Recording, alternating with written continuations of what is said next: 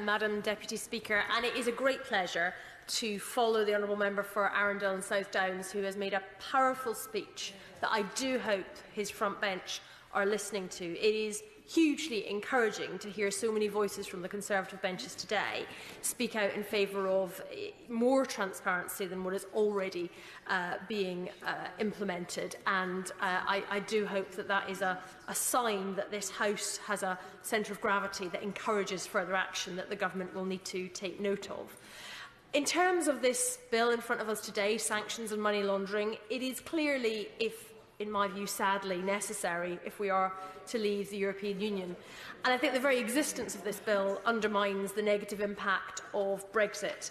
Our international influence is diminished by leaving the European Union, and of course the issues we are discussing today of sanctions and taking action on financial crime through money laundering, of course such actions are much stronger when coordinated internationally, and the European Union has been successful in being a mechanism to do just that. But the sanctions and money laundering rules that exist are important regimes because fighting corruption is an important part of protecting our democracy. Now, I recall when I was Business Minister and I was charged with implementing parts of the Accounting Directive through secondary legislation and championing extractives industry transparency through the Extractive Industry Transparency Initiative. One of the issues that I was always keen to explain was the link between financial crime, which can often be sort of seemingly almost victimless. You're talking about numbers on a spreadsheet or pieces of paper, but actually this is very significant because it has a very real impact on people's lives. In the case of the extractives transparency, that was about fighting the corruption that we know happens in some developing countries where vast wealth in terms of minerals is siphoned off into the pockets of dictators rather than going to fund the essential public services. But I think it's important that we recognise that our country is not immune from these practices also, and in particular with London being such a major financial centre, we perhaps have a greater responsibility than some other countries to make sure that we have tough laws that are properly enforced, to make sure that corruption is cracked down on. And of course the UK tax havens that exist is another area where that responsibility does extend to, and I totally agree with the points made about our international reputation when we do not make sure that that is done. Now, in terms of the sanctions part of the bill, I welcome the UK's appetite to align with the EU sanctions policy in future, although I note that we will not, of course, enjoy the influence that we currently have over what that sanctions policy should be. But it is important, crucially, that we don't diverge from that, because we do not want to risk being seen as a haven for corrupt individuals and corrupt money.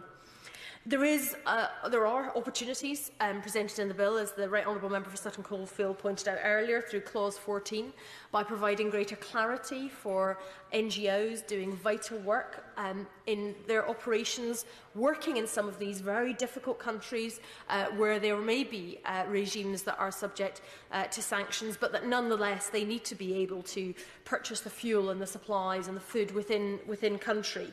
And by making sure in primary legislation there is more, there are more powers to be able to provide exemptions, so that there is that clarity from a legal perspective that what they are doing is proper and in order. That is certainly important. I know some NGOs and some in that sector have suggested that in the details of that there perhaps could be some improvements that no doubt can be discussed at committee and report stage. More generally on sanctions, I think that despite the amendments that were successful in the other place, the bill still hands over too many powers to the government, and that those powers are too widely drawn. I think Clause 12 is a case in point, defining sanctions on people not in terms of being named individuals, but giving ministers the power to describe groups of people. And I think the potential for unfairly catching individuals by such descriptions is large, and we still need to look at that point. And on the subject of amendments that were tabled in the other place, I would very much urge the government not to look to be overturning those amendments and rolling back the positive changes that have already been made to this bill.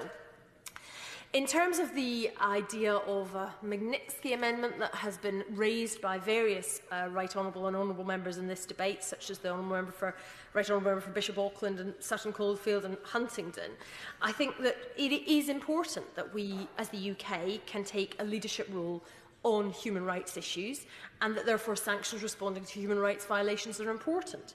And that does mean a crackdown on money, it means a crackdown on visas, and I think it should also include a public list of those who are banned or potentially being considered being banned. So I will look with great interest at any amendments that are tabled on that basis, and I'm very much minded to lend support to those, as are those in my party. In terms of the money laundering aspects of the bill, I mean, one of the parts of the UK economy where there is a real cause for concern is our property market. My honourable friend, Member for Oxford West and Abingdon, talked about her experiences last week with the Public Accounts Committee visiting the United States, where they are ahead of us already with mechanisms to define areas that then can have further investigations of the property transactions and ownership. And the shocking statistic that in those areas they have found as many as 3 in 10 of the properties investigated actually have suspicious ownership. Now, I mean, the London property market is hugely vulnerable to this kind of intervention by others to be used to buy up properties, to try to clean money that is dirty.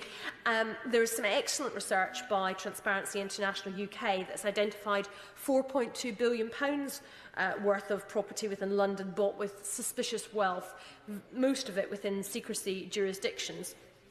Madam Deputy Speaker, in praising Transparency International, I should, I think, declare to the House a degree of interest. They do have excellent research. My husband happens to be the Director of Policy there, and as I say, they do have excellent research.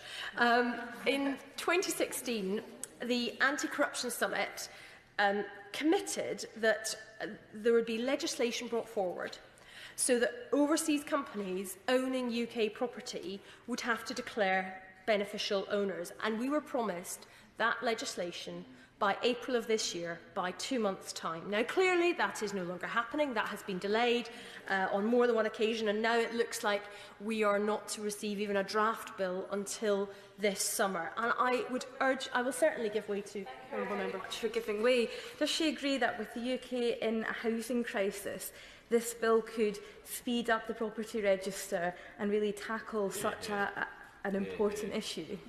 I absolutely agree with the Honourable Member's point.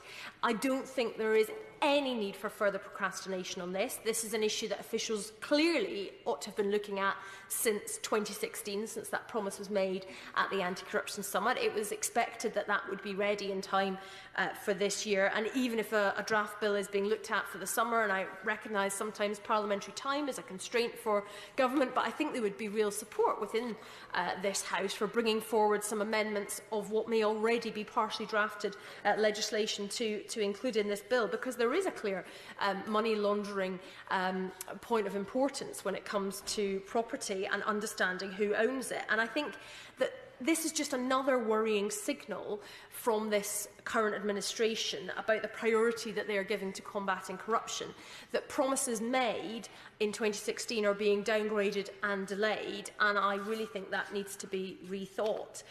And that brings me to the wider point which has been raised by others of the missed opportunity in this bill in terms of the overseas territories and Crown dependencies. Now, back in 2015, and the latter part of 2014, I was the Minister that brought forward the changes in the Small Business Bill, now Act, to introduce a public register of beneficial ownership of UK companies. And I'm very proud to have done so, and that persons of significant control now are registered at Companies House, and you can log on and you can see exactly what's there. And I do agree that there's a need for additional resources to be put into enforcement to will the means, but that was a really important step forward, and I'm proud to have been part of a government that took a leadership role on this. And I would pay tribute to my right honourable friend, the member for Twickenham, who was Business Secretary at the time, and also, in fairness to the former Prime Minister, David Cameron, because he was absolutely committed to this issue of fighting corruption and to playing a global leadership role on this issue through the G7 summit and beyond. And he repeatedly made clear that he thought that overseas territories should also be publishing. And in fact, between 2013 and 2016, the government had on several occasions letters sent in treaties to the overseas territories encouraging action.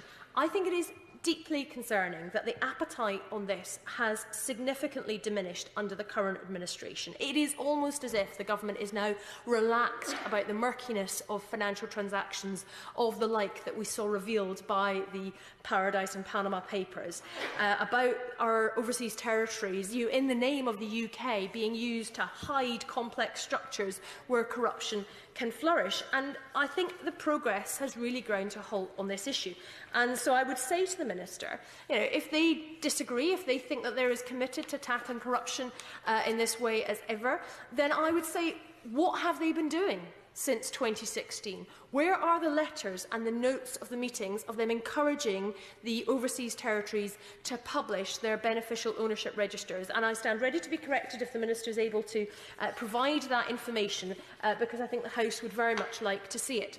The Right Honourable Member for Barking and Dagenham raised the issue of Gibraltar and the fifth money laundering directive when the Foreign Secretary was still in his place, and his answer was somewhat vague, suggested that maybe we would be implementing it because obviously from a UK perspective we're already going beyond what's required, but then of course it wasn't entirely clear, and we heard a slightly more depressing, if a little more clear, response from the Minister at the dispatch box later in the debate, suggesting that we perhaps wouldn't need to do this because we may have left the EU by the final deadline for implementation. And I would just say to the Minister that he knows as well as I do that there's no reason why you have to be a last-minute merchant about these things. There's nothing to stop us implementing the fifth money laundering directive before the final deadline. So it is absolutely in the gift of the government to do so. And I would say, therefore, if they are choosing not to, then that is a very clear decision from this government to allow Gibraltar not to conform to the provisions of the fifth money laundering directive, which we deem to be necessary for the UK as a whole. The member for Glasgow Central raised the issue of Scottish limited partnerships. I'm very glad that she did, because these have been abused in major money laundering schemes and indeed potentially have been implicated in alleged bribery of European politicians. Now, of course, since June, they have been required to file beneficial ownership information, but many have failed to do so, or indeed in some cases have filed patently false information. And again, there is an issue here about enforcement. So there are many of these issues which do need to be further explored in the passage of this bill, which is, as I say, sadly necessary. I think in some areas this bill overreaches by giving the government too many powers, but in other areas it misses real opportunities that we need to take in order to be being assured that we are taking the necessary and swift action to fight corruption. So the bill is a perhaps all-right start, but clearly needs further improvement. We should maintain the positive changes already inserted by the House of Lords, and I look forward to exploring these detailed issues as the bill progresses through the House.